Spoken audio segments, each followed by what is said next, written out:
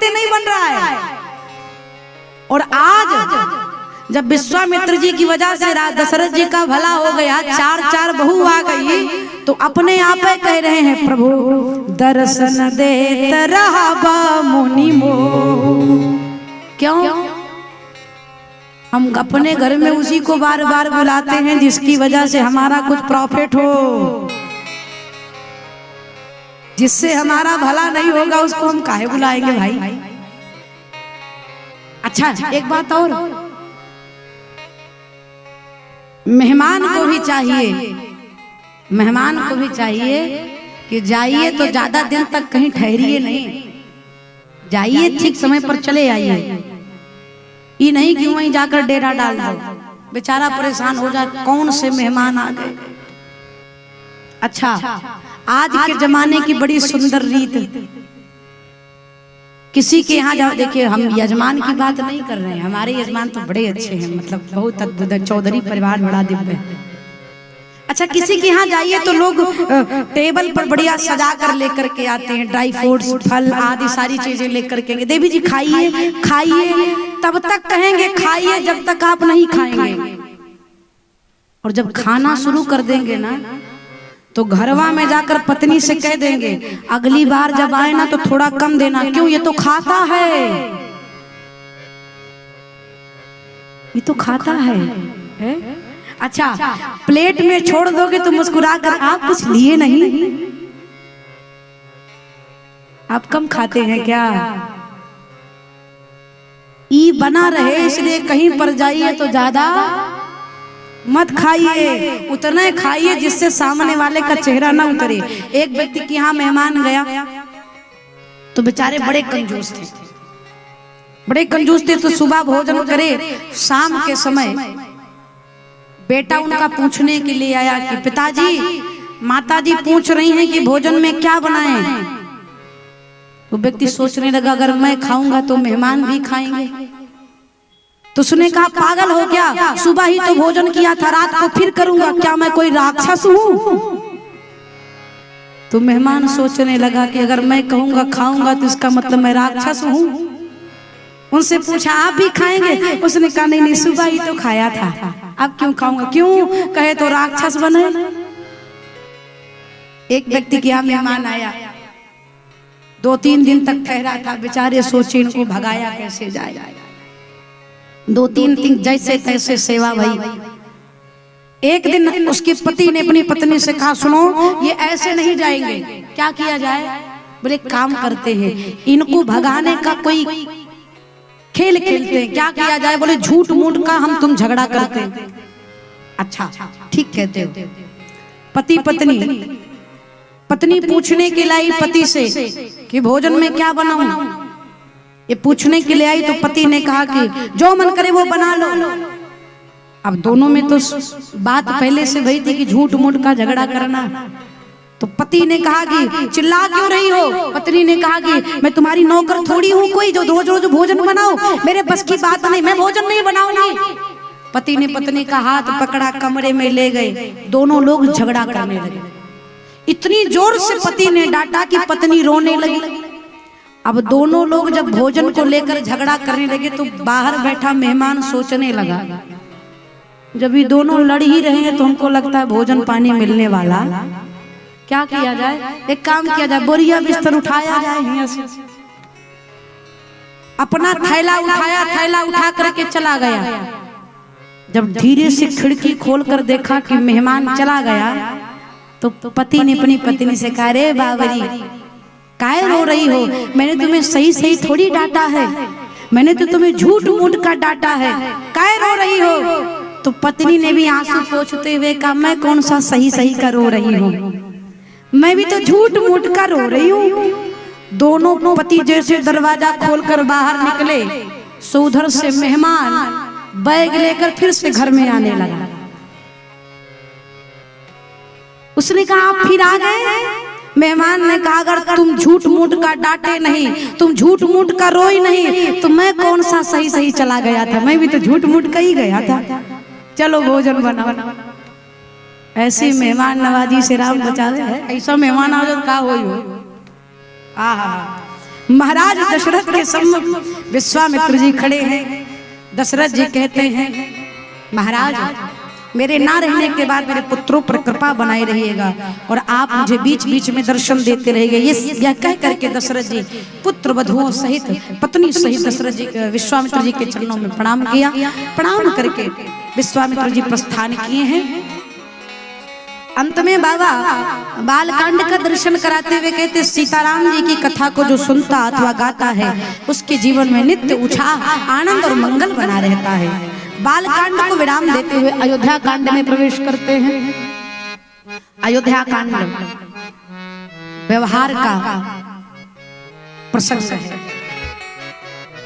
अयोध्या कांड परिवार कांड है, व्यवहार कांड है। इसमें बताया गया है भैया भाई को भाई के प्रति कैसा व्यवहार होना चाहिए, पुत्र का पिता माता के प्रति क्या कर्तव्य होना चाहिए, एक बहू का अपनी सास ससुर के प्रति क्या धर्म होना चाहिए, एक स्त्री का अपने पति के प्रति क्या कर्तव्य होना चाहिए। इसलिए इसको व्यवहार कांड कहा जाता है।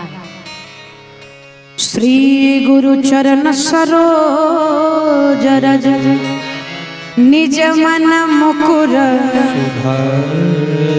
बरनौ रघुबर बिमल जस जो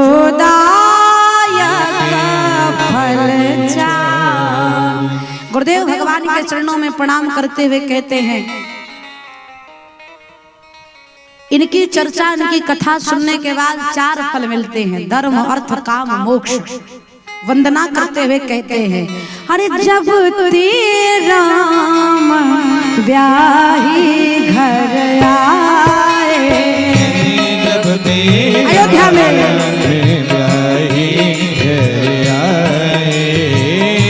जब तेरा में ब्याहे घर आए, नित नव मंगल बोध बधाए, नित नव मंगल बोध बधाए, नित नव मंगल बोध बधाए। मेरे अवध बिहारी लाल तिहारी सूरत पे बलिहारी, मेरे अवध बिहारी लाल तुम्हारी सूरत पे बलिहारी, मेरे अवध बिहारी लाल तिहारी सूरत पे बलिहारी, मेरे अवध बिहारी लाल तिहारी सूरत पे बलिहारी। तेरा सुंदर रूप सलोना, तेरा सुंदर रूप सलोना, चितवन में जादू टोना, चितवनी में जादू टोना, चितवन में जादू टोना। चितवनी में जादू इसलिए टोना, मेरे जादू मेरे जादू मेरे जादू कर सरकार तिहारी सूरत पे बलिहारी, मेरे जादू सरकार तिहारी सूरत पे उठा के दोनों हाथ कहिए मेरे अवध बिहारी लाल तिहारी सूरत पे बलिहारी, मेरे बिहारी लाल बिहारी सूरत पे भाव से ताली की सेवा देते हरि शरणम।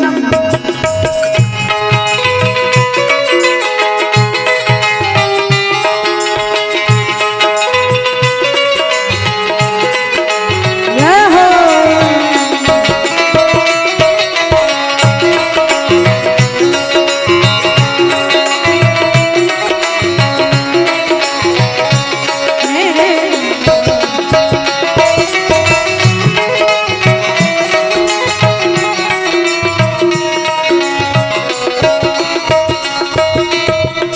अधरों पे मुस्कान भरी है, अधरों में मुस्कान भरी है, अधरों पे मुस्कान भरी है, नैनों में मस्ती छाई,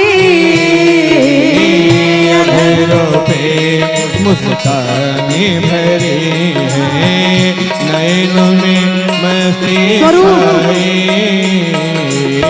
सुंदरता के सागर हो तुम, चांद तेरी परछाई, सुंदरता राघव सागर हो तुम्हें, चांद तेरी परछाई, तुम हो खुशियों का खजाना, तुम हो खुशियों का खजाना, बस हो जाए दिल दीवाना, बस हो जाए दिल दीवाना, तुम हो खुशियों का खजाना, मेरे अवध, मेरे अवध, मेरे अवध बिहारी लाल तिहारी, सूरत पे बलिहारी, मेरे अवध बिहारी लाल तिहारी, सूरत पे बलिहारी, अवध बिहारी लाल तिहारी, सूरत पे भाव से बलिहारी।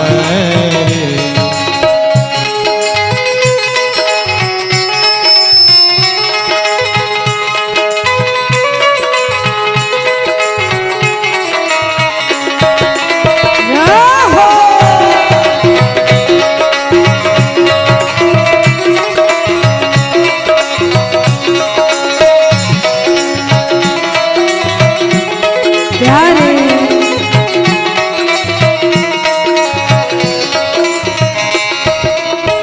अद्भुत दिव्य श्रृंगार है तेरा, सुंदर श्याम कलेवर, अद्भुत दीप श्रृंगार है तेरा, सुंदर श्याम कलेवरे, श्री जानकी संग विराजे, सरयू जी के तट पर, श्री जानकी संग विराजे, सरयू के तट पर, ये है अभिलाषा मन में, ये है अभिलाषा मन में, बस जाए नैनन में, बस जाइनी नैनन में, बस जाइनी नैनन में, मेरे जादू, मेरे जादू, मेरे जादू पर सरकार तिहारी, सूरत पे बलिहारी, मेरे अवध बिहारी लाल तिहारी, सूरत पे बलिहारी, मेरे अवध बिहारी लाल तिहारी, सूरत पे बलिहारी। तुम संग मेरे नैन लड़े, कोई और न मन को भावे,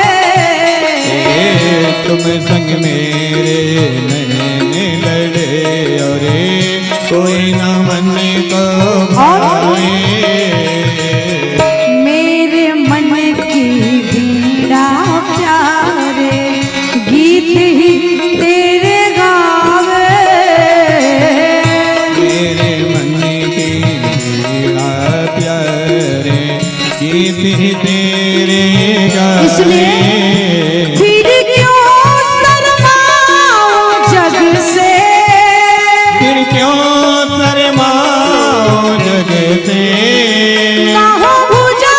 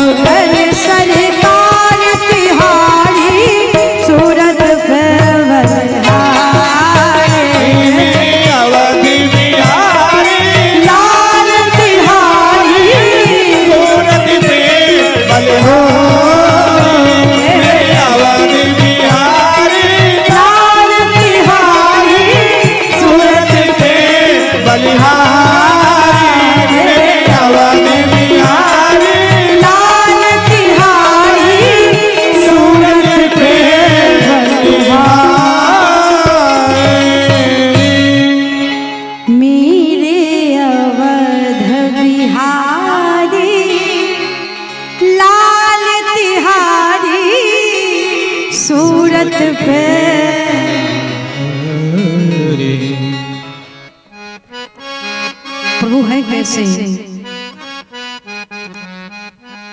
तीन सुंदर रूप सलोना, तेरा सुंदरी रूप सलोना, और चितवन में जादू टोना, हर चितवनी में जादू टोना।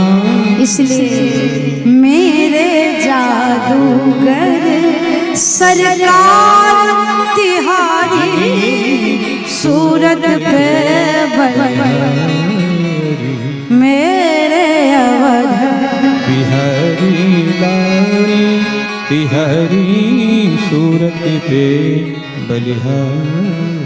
जब तेरा ब्याही घर आए, जब तेरा अयोध्या में घर आए, नित नव मंगल मोद बधाए, नित नव मंगल मोद बधाए।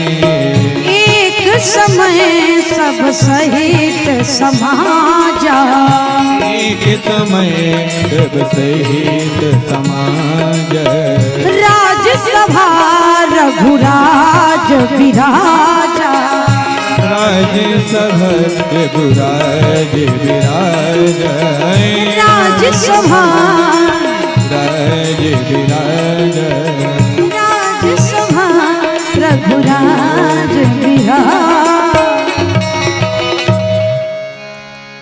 अब थोड़ी देर कथा हमारे आपके जीवन से जुड़ी हुई है, आज तो गंभीरता से समझिएगा। जब तेरा ब्याही घर आए, नित नव मंगल मोद बधाए। जब श्री राम जी विवाह करके अयोध्या आए हैं ना, नित्य आनंद, नित्य उत्सव, नित्य उत्साह। विवाह क्या कह दिया जाए, जब से भगवान अयोध्या में जन्म लिए हैं तब से उत्साह है, तब से आनंद है। तो भगवान श्री राम ने सोचा अयोध्या में इतना उत्सव मनाया जा रहा है, फिर क्या किया जाए, अब तनिक रिमोट लेकर के चैनल बदला जाए भाई। एक चैनल को कब तक देखोगे। पंडाल में तो आयोजक लोग चारों तरफ से बंद किए हैं, निकलने का एक मार्ग है, इसलिए 3 घंटा जैसे तैसे बैठना ही पड़ेगा। लेकिन गरवा में टीवी में कथावाचक महाराज कथा करते रहते, जब तक आपका सुनने का मन किया सुने, नहीं रिमोट की बटन दबाए का भैया महाराज चुप हो गए। आपके हाथ में बटन दबाए महाराज चुप। भैया राम जी कहते भाई चैनल बदला जाए।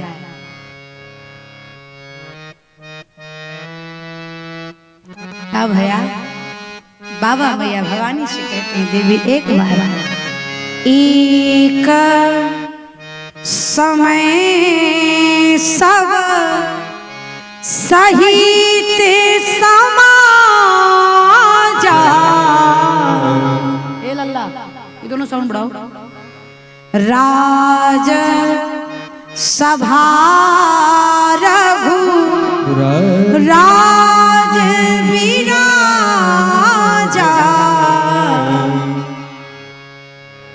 राज बहुत गंभीरता से समझिएगा। राज सिंहासन पर चक्रवर्ती सम्राट महाराज दशरथ बैठे हैं, बहुत सुंदर, समाज के साथ। राजसभा रघुराज विराजा, समाज के साथ बैठे। आज ही नहीं, पहले से चली आ रही है। जब कोई कुर्सी पर बैठता है ना, तो 10-12 लोग इसलिए रहते उनकी प्रशंसा करने के लिए। आप लोग ज्यादा जानेंगे, अनुभवी हैं। कोई भी क्षेत्र ले लो, कोई भी, हम लोगों का भी है, आध्यात्मिक हो, राजनीतिक हो, कोई भी हो, जिसके पास कुर्सी होती है ना, उसके पास 2-4 लोग ऐसे रहते हैं जो उनकी प्रशंसा करते हैं। क्यों? उसी का उनको पैसा दिया जाता है, उसी का वो वेतन पाते हैं। हाँ, क्यों? प्रशंसा नहीं करेंगे तो पेमेंट कम हो जाएगी। दशरथ जी के बगल सामने समाज बैठा है, दशरथ जी की जय जयकार हो रही, आपके जैसा राजा कोई न भया न भविष्य में होगा, आपकी जय हो। सावधान भैया। महाराज दशरथ ने जब ये प्रशंसा सुनी ना, तो सोचने लगे इनका काम है प्रशंसा करना। जब प्रशंसा ज्यादा होने लगी ना, तो सोचने लगे क्या बदाना भिलो की मुकुट समकीना, बदनी भिलो की मुकुट समकीना। कितना सुंदर संकेत बाबा ने दिया है। कहाँ जा रहे हैं? कितना सुंदर संकेत। सावधान भैया, प्रशंसा करने वालों की समाज में कमी नहीं है, लेकिन जब ज्यादा प्रशंसा होने लगे तो बीच बीच में शीशा लेकर के अपने आप को देख लेना चाहिए। क्या जितनी प्रशंसा हमारी हो रही है, क्या हम उसके पात्र हैं? बुझ रहा? हाँ, समझे? हाँ, हम हो, आप हो, या फिर आप हो। ज्यादा प्रशंसा होने लगे ना, तो दर्पण लेकर के देख लेना चाहिए जिसकी प्रशंसा हो रही है योग्यता है कि नहीं। अगर ये वाला दर्पण नहीं है तो हिया का दर्पण खोलिए। तोरा माना दर्पण कहलाए हो, तोरा माना। और ये मन रूपी दर्पण भले बुरे सारे कर्मों को, भले बुरे सारे कर्मों को देखे और दिखाए, तोरा मन दर्पण कहलाए हो, तोरा मन। एक व्यक्ति ने आकर के मुझसे प्रश्न किया कि दीदी आप कहती हैं कि भगवान यत्र तत्र सर्वत्र है, तो जब व्यक्ति गलती करता है तो भगवान रोकते क्यों नहीं? लोगों के मन में संशय होता है कि अगर हमने गलती करी तो भगवान ने मना क्यों नहीं किया। इसका जवाब हमसे अच्छा आप अपने भीतर प्राप्त कर लेंगे। प्रश्न एक का था, लेकिन उत्तर मैं सबको देना चाहूंगी क्योंकि ये बात व्यवहार से जुड़ी हुई है। जीवन में जब हम कभी कोई गलती करने लगते हैं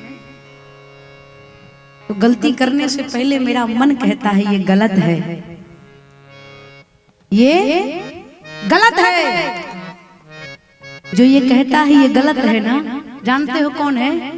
वही परमात्मा बैठकर कह रहा भैया ये गलत है। लेकिन हम अपने दोष से इतने ज्यादा भरे पड़े हैं कि उस मन को दबा देते और कहते हैं अरे पागल होगा, बहुत लोग करते, हम कर लेंगे तो क्या बिगड़ जाएगा।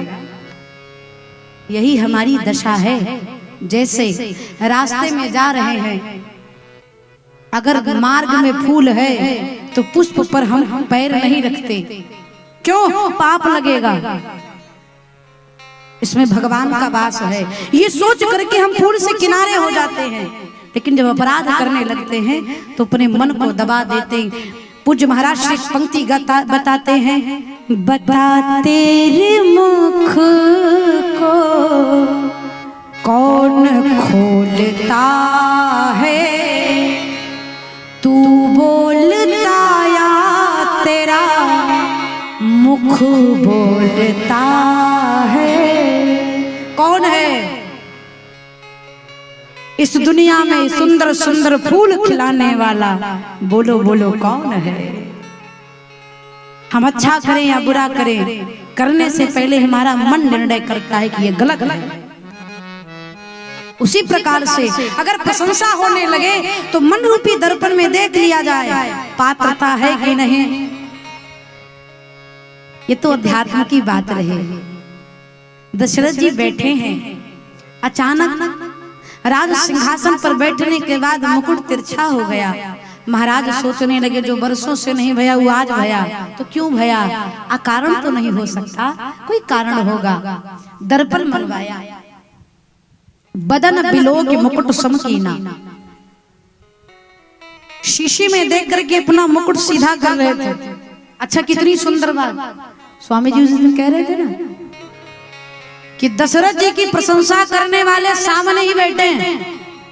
दशरथ जी का मुकुट तिरछा हो गया है, गिरने वाला है, लेकिन प्रशंसा करने वाले एक बार ये नहीं कह रहे कि महाराज इसको सीधा कर लीजिए। क्यों? इनका काम केवल प्रशंसा करना है। आज इनके सर से मुकुट गिरेगा, कल जो पहनेगा उसकी शुरू कर देंगे, उनकी प्रशंसा करना शुरू कर देंगे। भाई इनसे क्या मतलब है गिरे कि उठे कि बैठे, क्या मतलब? इसलिए हमको सावधान रहना है। पात्रता है कि नहीं, योग्यता है कि नहीं। दशरथ जी महाराज जैसे ही मुकुट सीधा करने लगे, बाबा कहते हैं अरे श्रवणा समीप भय सीत के साथ। फिर मैया दशरथ जी समझ गए का अरे मन हो जरा पाना आसे एक बाबूजी चश्मा लगाकर बैठे पड़ोसी को दिखा रहे कि देखो मेरा हो गया है। क्या बात है, सुंदर होना चाहिए, अपनी वास्तविकता से भागा ना जाए हो। दशरथ जी ने देखा कि कान के बगल में बाल सफेद हो गए हैं। दशरथ जी समझ गए का बुढ़ापा आ गया भैया, बुढ़ापा आ गया। ये श्वेत बाल दशरथ जी को संकेत कर रहे हैं क्या? अच्छा शिक्षा लेनी हो तो हम अपने जीवन से, अपने मन से, अपने परिवार वालों से भी ले सकते हैं, और शिक्षा नहीं लेनी हो तो राधिका किशोरी 7 दिन क्या 14 दिन कथा सुनावे, कुछ असर होने वाला। दशरथ जी के जब बाल सफेद देखे ना तो दशरथ जी समझ गए मन हो जरठ अपन असुपदेशा। क्यों? ये सफेद बाल कह रहे हैं महाराज हमने तो अपना रंग बदल लिया, आप कब बदलेंगे हो? ये कुर्सी से आसक्ति कब खत्म होगी? अगर समझना हो तो समझ जाइए। एक महात्मा जी जा रहे तो एक व्यक्ति अपने पोते को लेकर के लाड लड़ा रहा था, बेटे का पुत्र था। ऊंचे उछालते, प्रेम करते, चुंबन करते, तो उनका बेटा कहता बाबा बाबा बाबा। तो महात्मा जी जा रहे थे तो उस वृद्ध व्यक्ति ने रोक लिया, अरे महात्मा जी तनिक देर ठहरिए, तनिक कुछ ज्ञान की बातें देते जाइए, हमें ज्ञान की मोती बांट दीजिए हमें भी। तो महात्मा जी मुस्कुराए, बोले बेटा हमें तुमको ज्ञान की मोती देने की जरूरत नहीं, तुमको तो मिल रहा है। कौन दे रहा है? तुम्हारे गोद में बैठा तुम्हारा पोता कह रहा है बाबा बाबा बाबा, अर्थात घर गृहस्थी छोड़ो बाबा बन जाओ। बाबा बाबा कह रहा है तो वो गृहस्थ में रहने वाला वृद्ध भी बड़ा चालाक था। उसने कहा महाराज मैं भी चाहता हूँ कि जब मेरा पोता बाबा बाबा कहता तो मन करता है बाबा हो जाऊं, लेकिन जैसे मैं तैयार होता हूँ बाबा बनने के लिए कि तब तक मेरी बेटी का पुत्र आ जाता, वो कहता है नाना नाना नाना, नहीं जाना नहीं जाना नहीं जाना। जाना तो चाहते लेकिन जावे कैसे? शिक्षा लेनी हो तो परिवार ही बहुत है। रत्नावली की फटकार बाबा तुलसीदास जी के लिए सत्संग बन गया हो। दशरथ जी समझ गए, श्रवण समीप भय शित केसा मन हो जरठपन। बुढ़ापा आ गया है, क्या किया जाए, इस पद से इस्तीफा दे दिया जाए। गुरु जी के पास गए, कहा गुरुदेव भय राम सब विधि सब लायक। गुरुदेव राम सब प्रकार से योग्य हो गए हैं, आप कहिए तो राम को सिंहासन छोड़ करके दे करके भजन करूं। कथा संकेत करती, मैंने बीते दिनों भी निवेदन किया, ज्यादा 40 साल डॉक्टर साहब बहुत है तो 50 साल, 50 साल के बाद भैया तिजोरी की चाबी बहू को दे दो और माला लेकर बैठकर भजन करो। है जबरदस्ती तकिया के नीचे तिजोरी की चाबी रख करके काहे डिप्रेशन में जा रहे हो भाई, चिंता मुक्त हो जाइए, चकाचक भजन करिए। दशरथ जी सोचने लगे भजन किया जाए।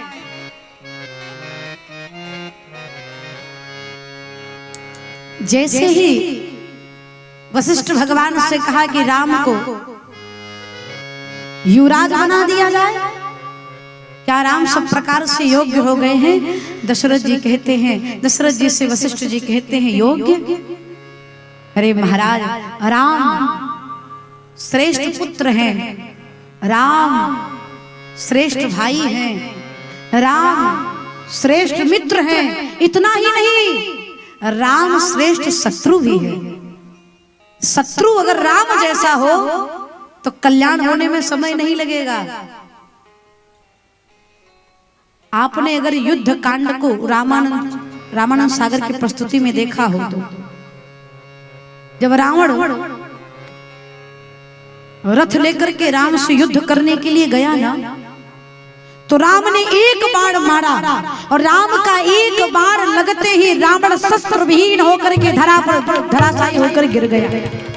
रथ का पताका टूट गया, पहिया टूट गई, शस्त्र विहीन हो गया, पृथ्वी पर गिर गया। रावण को लगा राम मुझे मार देंगे, अब मार देंगे, नहीं छोड़ेंगे मुझे। लेकिन धन्य है मेरे प्रभु, राम जी रावण के निकट आए और कहा दशानन, हमें लगता है तुम बहुत थक गए हो, जाओ तनिक कुछ खा पी करके शक्ति अर्जित कर लो, कल पुनः युद्ध करने के लिए आना। रावण मुंह लटका करके उदास होकर के महल गया। और आपको कहूं भैया, महल में अपने कक्ष में एकांत में जाकर के रावण फूट फूट कर रोने लगा। रावण की पत्नी मंदोदरी आई। मंदोदरी ने कहा दशानन के नेत्रों में अश्रु? स्वामी, इससे पहले मैंने कभी आपकी आंखों में आंसू नहीं देखे। युद्ध भूमि में जाकर के कहीं राम का प्रभाव देख करके तो आप नहीं रो रहे हैं। अगर ऐसा है तो सीता जी को दे दीजिए, शरण में चले जाइए। रावण ने कहा मंदोदरी, आज ये रावण राम का प्रभाव देख करके नहीं बल्कि राम का स्वभाव देख करके रो रहा है। राम कितनी उदार है, राम के जैसा शत्रु मिल जाए तो बेड़ा पार हो जाए हो। वशिष्ठ भगवान कहते हैं दशरथ महाराज, राम सब प्रकार से योग्य हैं, तो गुरुदेव राम को राजा बना दिया जाए। हाँ हाँ, तुरंत बना दिया जाए। अभी राम को बुलाइए और इसी वक्त राम को राजा बना दीजिए। दशरथ जी ने कहा नहीं गुरुदेव, कल एक बात पर ध्यान रखिएगा। क्या कहा? कल जब सूर्योदय होगा तो सूर्यवंश के राज सिंहासन पर स्थापित होगा। वशिष्ठ जी समझ गए। कहा दशरथ जी ने कह दिया कल राम राजा बनेंगे। ये कल आएगा तो अयोध्या में, लेकिन दशरथ जी के जीवन में आने वाला नहीं है। एक बात कहूं आपको, या तो आप अपने से बड़ों से कोई बात पूछिए नहीं, और अगर पूछ लिए हैं तो फिर वही करिए जो आपका श्रेष्ठ कह रहा है। दशरथ जी ने पूछा कि राम को राजा बना दिया जाए, बोले हाँ। वशिष्ठ जी ने कहा भी बना दो, बोले कल बनाऊंगा। या तो पूछबे न करते, अब पूछे तो जो कहे थे वो करना चाहिए था। वशिष्ठ जी ने कहा क्यों, कल क्यों? दशरथ जी ने कहा कल मुहूर्त तो देखा जाएगा। वशिष्ठ जी ने कहा राजन, राम का कार्य करने के लिए मुहूर्त की आवश्यकता नहीं है, दिन की आवश्यकता नहीं है। जिस क्षण, जिस घड़ी, जिस दिन राम जी का कार्य किया जाता है वही समय शुभ होता है। भगवान का कार्य करने के लिए पंचांग देखने की आवश्यकता नहीं है। हो लोग मंदिर में जाते हैं, मंगलवार को हनुमान जी के पास, सोमवार को शिव जी के पास, गुरुवार को नारायण की उपासना करेंगे। अच्छा आपको कहूं, मंगलवार को हनुमान जी के मंदिर में इतनी भारी भीड़ लगी रहेगी ना, धक्का मुक्की करते हुए लोग हनुमान जी का दर्शन करेंगे। बुधवार को हनुमान जी कहीं चले जाएंगे, कोई मीटिंग है उनकी। मंगलवार को इतना लड्डू चढ़ेगा हनुमान जी को कि बेचारे खा नहीं पाएंगे, और बुधवार को दोपहर भर इंतजार करते हैं एक लड्डू आ जाए, कोई नहीं जाएगा। आपको कहें भगत के लिए दिन की आवश्यकता नहीं है। ये मंगलवार, ये गुरुवार, ये शनिवार, ये रविवार, ये उनके लिए है जो कभी मंदिर नहीं जाते। कम से कम सप्ताह में एक दिन तो भगवान के मंदिर जाकर दर्शन करें। भगत के लिए दिन की आवश्यकता नहीं है। और एक चीज चला है हमारे देश में, मदर्स डे, फादर्स डे ना मनाया जाता है ना, लोग स्टेटस लगाते हैं हैप्पी मदर्स डे। माता पिता का भी कोई दिन होता है, जिन्होंने हमको बनाया है हम उनके लिए दिन बना दिए। ये मदर्स डे, फादर्स डे उनके लिए है जिनके माता पिता घर को छोड़ करके वृद्धाश्रम में हैं। कम से कम सलिया भर में एक बार माई बाप का दर्शन तो कर लेंगे इस बहाने। भगत के लिए कोई दिन नहीं है। वशिष्ठ जी को दशरथ जी कहते महाराज कल गुरुदेव सो इधर वशिष्ठ जी गए, राम को सुंदर संकेत देते हैं, राम फलाहार करिएगा, ब्रह्मचर्य का पालन करके जमीन पर शयन करिएगा, कल आपको राजा बनाया जाएगा। गुरुदेव गए, राम जी सोचने लगे, चारों भैया जन्म एक साथ लिए, शिक्षा दीक्षा विवाह एक साथ हुआ, राजा केवल राम बने। इधर देवताओं में खड़बड़ी मच गई, का भया राम राजा बन जाएंगे तो भगवा का होई।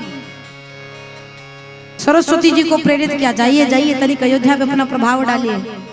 सरस्वती मैया आई, अयोध्या को देखने लगी कि किस पर मेरा प्रभाव पड़े, लेकिन जिसने सरयू जी का जल का पान किया था उसके ऊपर सरस्वती का कोई प्रभाव नहीं पड़ा। तब तक एक दिख गई, कौन? नाम मंथरा मंदमती चेरी कयके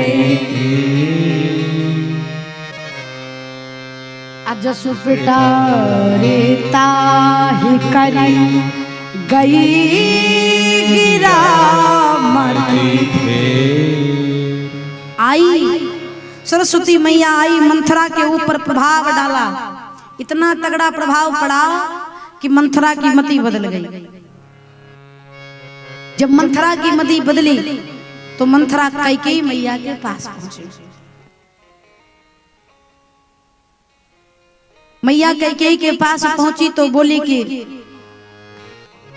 आपको पता भी है आपके पीठ पीछे क्या हो रहा है? कैकेयी ने कहा क्या हो रहा है? मंथरा ने कहा राम को कल राजा बनाया जाएगा। जैसे इतना सुना मैया कैकेयी झूम उठी, एक कुबड़ी तूने जीवन में पहली बार अपनी इस काली जीवा से कोई अच्छी बात कही है। कल मेरा राम राजा बनेगा। मोतियों की माला उतार करके कैकेयी मैया ने न्यौछावरी में दे दिया। जानती हो मंथरा, मैं विधाता से प्रार्थना करती हूँ कि दूसरी बार अगर मेरा जन्म हो तो मेरी कोख से राम मेरा पुत्र बने और जानकी मेरी पुत्र वधू बने। मैं विधाता से यही प्रार्थना करती हूँ मंथरा। राम मुझे प्राणों के समान प्रिय है। जिन कैकेयी मैया के हृदय में राम के प्रति इतना प्रेम है, इतना अनुराग है, इतना वात्सल्य है, उन कैकेयी की मति को ही फेरने में, बदलने में मंथरा कुशल हो गई।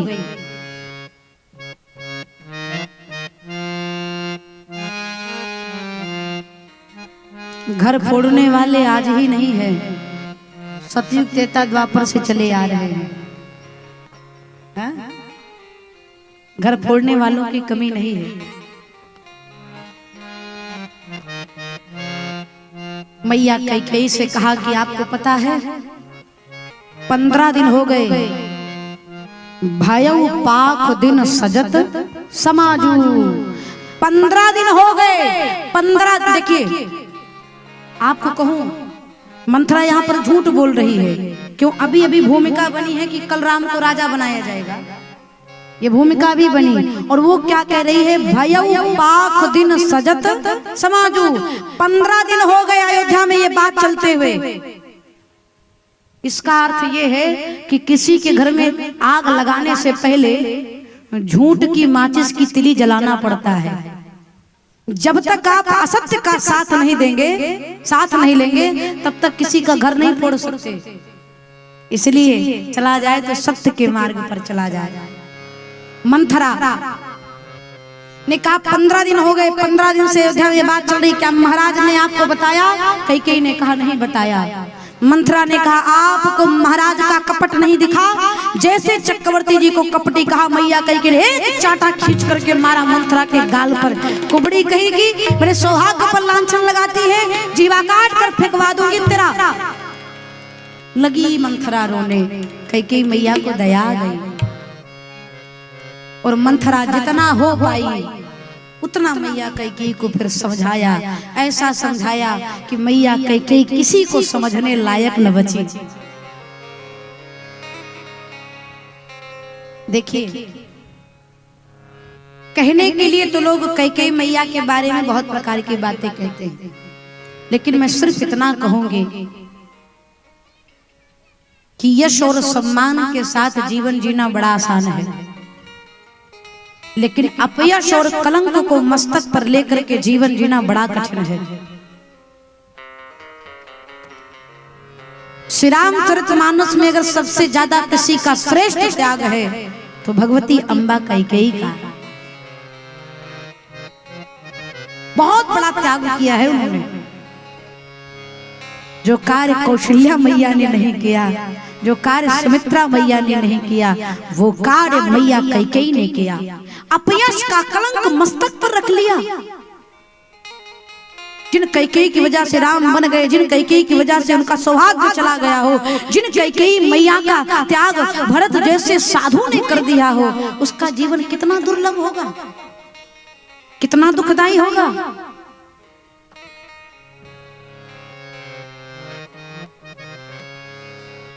राम जी के कहने के बाद मैया कैकेयी ने राम के लिए वन मांगा था। राम जी छोटे थे, कहूं आपको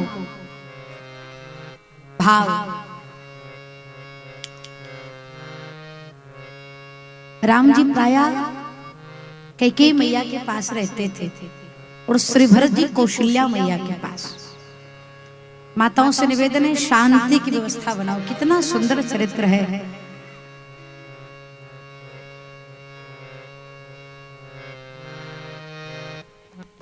एक दिन भगवान खेलते खेलते आए और मैया कैकेयी के नेत्रों को पीछे से बंद कर दिया।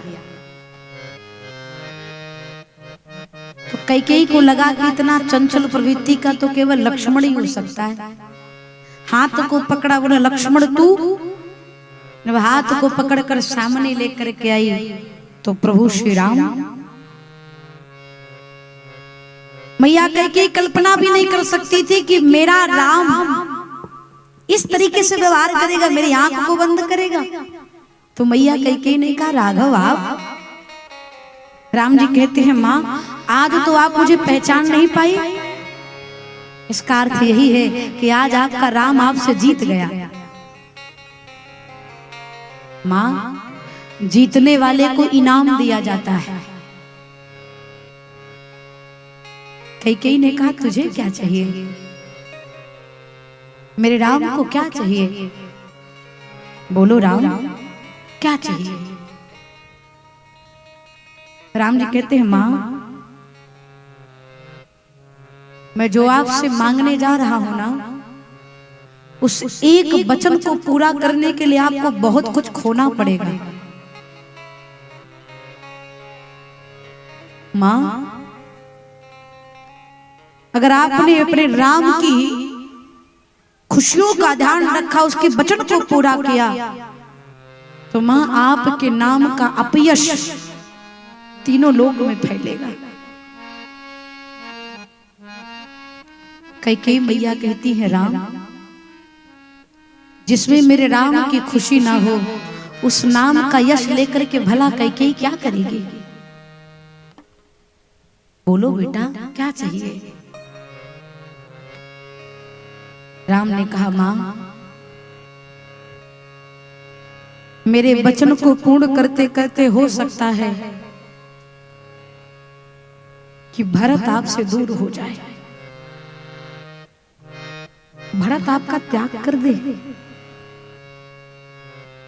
मैया कई मुस्कुरा कर कहती हैं, राम, तेरे चेहरे की मुस्कान को लाने के लिए कई एक भरत क्या 100 भरत नौछावर करने के लिए तैयार है। बोल बेटा, तुझे क्या चाहिए?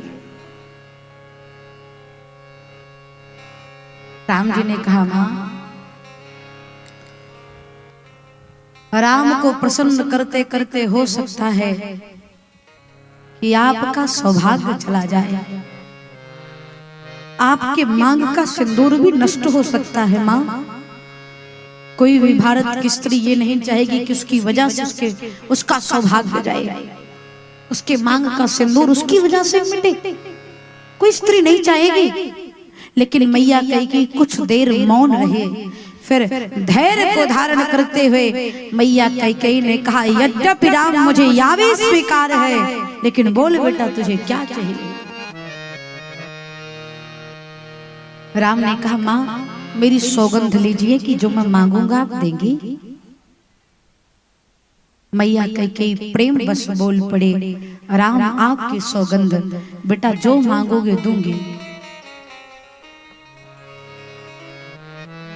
भगवान ने कहा, मां, पिताजी के पास आपके 2 वचन हैं, उसमें से एक वचन अपने राम के लिए मांग लो। क्या? मां, अपने राम के लिए 14 वर्ष का वनवास। जैसे कहा 14 वर्ष का वनवास, मैया कई धरा पर गिरी, मूर्छित हो गई। स्वप्न में भी राम का वियोग मैया कई बर्दाश्त नहीं कर सकती। इतना प्रेम है मैया कई का राम के प्रति। भरत जी ननिहाल में जाकर महीनों रहते थे, लेकिन राम कभी ननिहाल आए थे क्या? क्योंकि मैया कौशल्या तो रह भी लेती, लेकिन मैया कई राम के बिना नहीं रह पाती थी। इतना प्रेम था मैया कई का राम के प्रति। मैया कई मूर्छित हो गई। राम ने पंखा किया, मूर्छा से जगी तो हाथ जोड़ करके कहा, राम, अपनी सौगंध वापस ले ले, मैं अपना वचन वापस ले लेती हूँ, मैं तुझसे दूर नहीं रह पाऊंगी। प्रभु ने हाथ जोड़ लिया, मां, आपके अलावा कोई इस कार्य को कर नहीं सकता। प्रभु की प्रसन्नता के लिए मैया कई ने अपयश का कलंक अपने मस्तक पर धारण कर लिया। इतना बड़ा त्याग और कौन कर सकता है? मैया कई मंथरा की बातों में आई, कोप भवन में गई, महाराज दशरथ का आगमन भया। महाराज दशरथ ने मैया कई से कहा, कहिए किसने आपका अनहित किया है? किस रंग को राजा बनाना है? किस राजा को देश से निकालना है?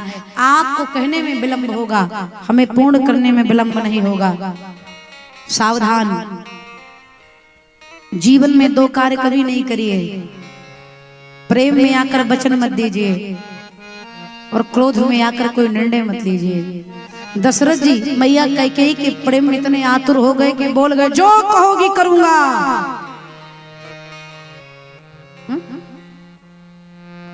करने के चक्कर में प्राण गंवाना पड़ा। इसलिए वही कहिए जो कर पाइए, जो नहीं कर सकते मत कहिए। मैं हमेशा कहती हूँ, लोग कहते हैं हम आपसे बहुत प्रेम करते, जान दे देंगे आपके लिए, जान दे देंगे, मर जाऊंगा। बीमार हो जाओ तो 100 ग्राम खून नहीं देंगे। कहेंगे ब्लड की कमी है भैया, डॉक्टर साहब ने मना किया, चुकंदर नहीं मिल रहा है। ब्लड कैसे बने? कैकेयी मैया के पास है। दशरथ जी ने कहा, मैया कैकेयी ने कहा, हमेशा कहते मांगो मांगो, आज तक दिया क्या? दशरथ जी ने कहा मांगो। कैकेयी ने कहा सौगंध लीजिए। दशरथ जी कहते मैं रघुवंशी राजा हूँ, प्राण जाई पर वचन न जाई, वचन से विमुख नहीं हो सकता, कहो क्या चाहिए? मैया कैकेयी ने कहा ऐसे नहीं, राम की सौगंध लीजिए। इतना प्रेम में आतुर हो गए महाराज दशरथ के, बिना विचार किए तेही पर राम शपथ करी। दशरथ जी ने राम की सौगंध खाली। कैकेयी राम की सौगंध, जो तू मांगेगी मैं दूंगा। जब कैकेयी मैया ने दशरथ जी के वचनों को सुना, अब मैया कैकेयी बोलना शुरू की। सुनो प्राण प्रिय भावत जी का। दशरथ जी ने कहा क्या? मैया कैकेयी ने कहा देहो एक बार भरत ही टीका। पहला वचन, राम की जगह पे भरत को राजा बनाया जाए। दशरथ जी स्तब्ध रह गए।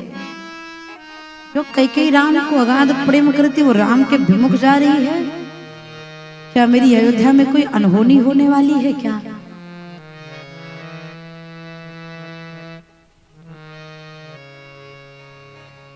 मैया कैकेयी महाराज दशरथ से हाथ जोड़ करके विनती करती है,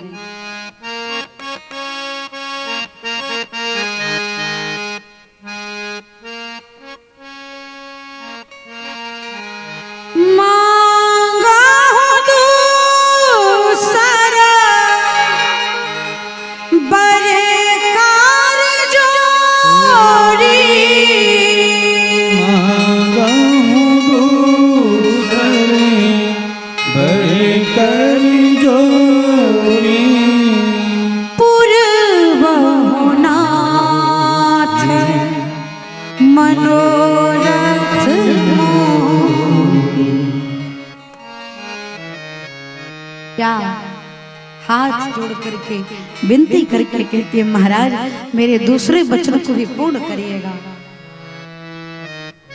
दशरथ जी ने कहा कहो। मैया कैकेयी कहती है तापस भेष विशेषी उदासी। और महाराज 14 बरिस राम। जैसे इतना सुना महाराज दशरथ माथे हाथ मोदी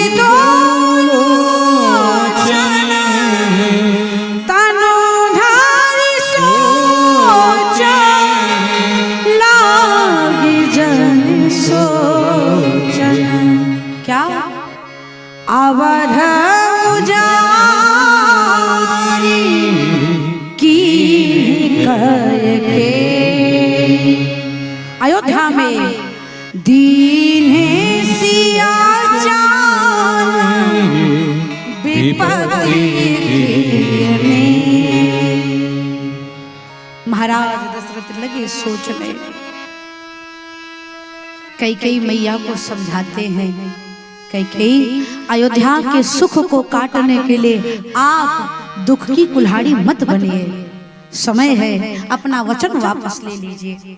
कल सुबह होते ही मोरे राम भरत दुइया के सत्य कहूं शंकर के साके दूत को भेज कर भरत को बुलाऊंगा, भरत को राजा बना दूंगा, लेकिन दूसरा वचन वापस लीजिए। बर दूसर असमंजस मांगा, दूसरा ठीक नहीं है कैकेयी, बहुत कुछ आपका नष्ट हो सकता है। महाराज दशरथ मैया कैकेयी को समझा रहे हैं। मेरी आपसे निवेदन है, जिनकी निष्ठा प्रेम बने बैठो, जिनको बोलने का बहुत मन करे, कुछ समय के लिए आप पंडाल से बाहर जाकर के अपनी भड़ास निकाल सकते हैं। जब बोलकर थक जाइएगा फिर आ जाइएगा। प्यार से सुनो मैया, ये सौभाग्य बार बार नहीं मिलेगा। दशरथ जी समझाते हैं, कैकेयी तूने लूट लिया दशरथ के खजाने को, तू तरस जाएगी रानी, तू तरस जाएगी रानी, तू तरस जाएगी रानी,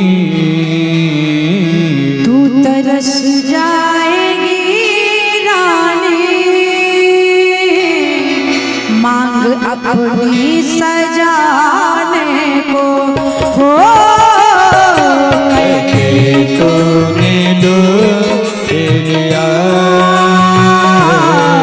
दशरथ के खजाने को, तूने लूट लिया दशरथ के खजाने को, तू तरस जाएगी रानी, तू तरस जाएगी रानी, तू तरस जाएगी रानी, तू तरस जाएगी रानी, मांग अपनी सजाने को हो। तूने लूट लिया दशरथ के खजाने को, तूने लूट लिया दशरथ के खजाने। दशरथ जी समझा रहे हैं, भाल तरसेंगे बिंदिया को, आँख तरसेंगे कजरे को, भाल तरसेंगे बिंदिया को, आँख तरसेंगे गजरे को, हाथ तरसेंगे कंगन को, बाल तरसेंगे गजरे को, हाथ तरसेंगे कंगन को, बाल तरसेंगे गजरे को, तू तरस जाएगी रानी, तू तरस जाएगी रानी, तू तरस जाएगी रानी, तू तरस जाएगी रानी, सबसे मिलने मिलाने को हो।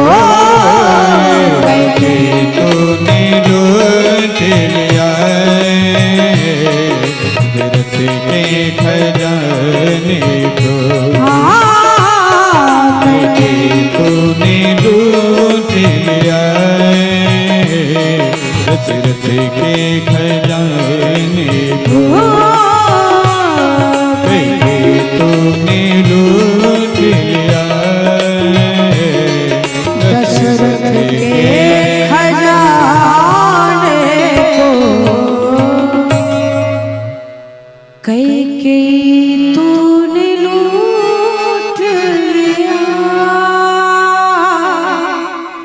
दशरथ के खजाने को। महाराज दशरथ समझाए, परंतु मैया कैकेयी अपनी बात से नहीं हटी। बेलपत्र निपह भयो घनसारा, सुबह भई, शंखनाद भई, सूर्योदय हो गया, परंतु दशरथ जी अभी तक नहीं आए। वशिष्ठ भगवान ने कहा सुमंत जाओ देखो चक्रवर्ती जी अभी तक सो रहे हैं। जब सुमंत जी आए तो महाराज की दशा देखा तो मैया कैकेयी से पूछा। मैया कैकेयी ने कहा जाओ राम को भेज दो,